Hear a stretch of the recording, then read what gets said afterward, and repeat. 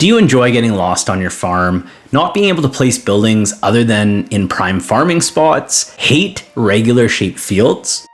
Then this map may be for you.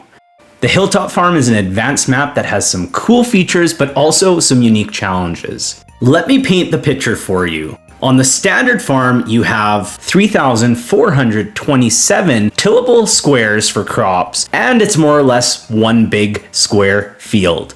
The Hilltop only has 1,648 tillable tiles. For compensation, it does have about 700 extra non-tillable squares that you can place buildings on if the dimensions of the building actually fit. While this may sound daunting, it is also a very fun map to play on, and here are 5 tips to help you climb that hill top.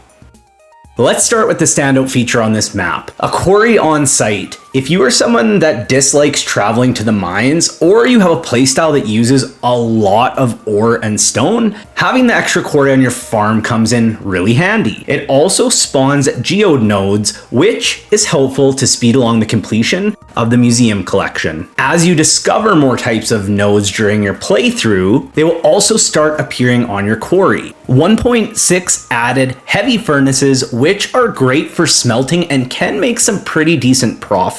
So the quarry, while it does add a few more supplies to help with that, it's not enough to outweigh the benefits of going to Skull Cavern and the dangerous mines. Later in the game, when you no longer have use for the ores, you can make it a very cool statement area because it has the staircase entrance.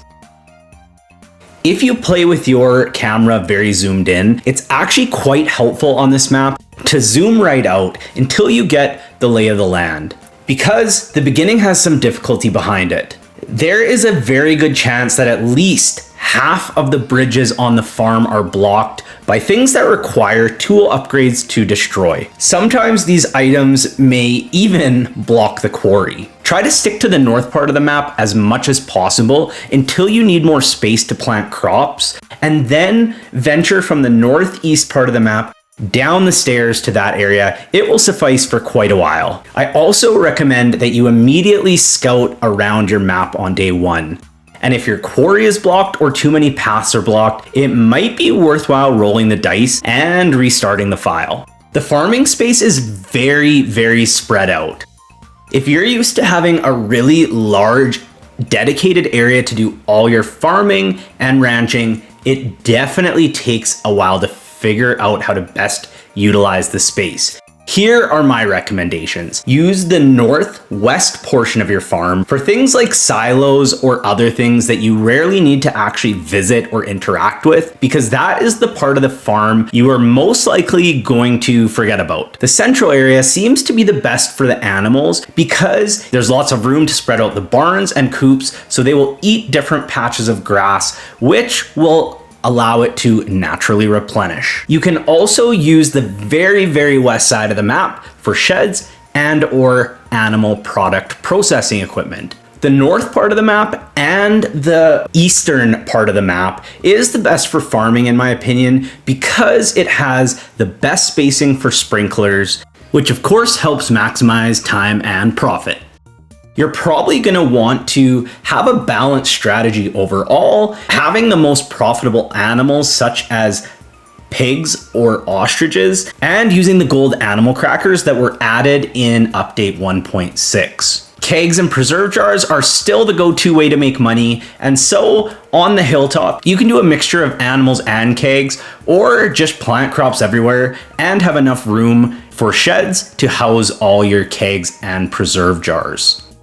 Although there are tons of different areas on this map that can seemingly house any type of building or be used for prime farming, when you actually lay out your building or sprinklers, you can start to see the issues with some of these areas. Most buildings have a width of 6 or 7 tiles, and many of the sections on this map are 8 tiles wide or less. So best case scenario, it usually doesn't even leave you enough tiles to walk by on a horse. This area right here is very prime space, but it's also very narrow. So I recommend, if you aren't putting additional crops here, to put the fish ponds as they stack nicely down the side.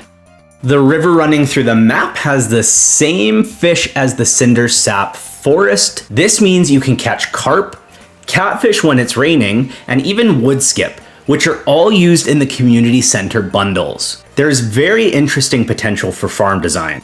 While the map is not the most straightforward farm type functionally, it does allow for a lot of cool design potential because of all the bridges, rivers, and cliffs. Once you have the main parts of your map dedicated to the proper revenue generating activities, the rest you can fill in with handy areas such as bee houses and production machines, or just aesthetically pleasing layouts.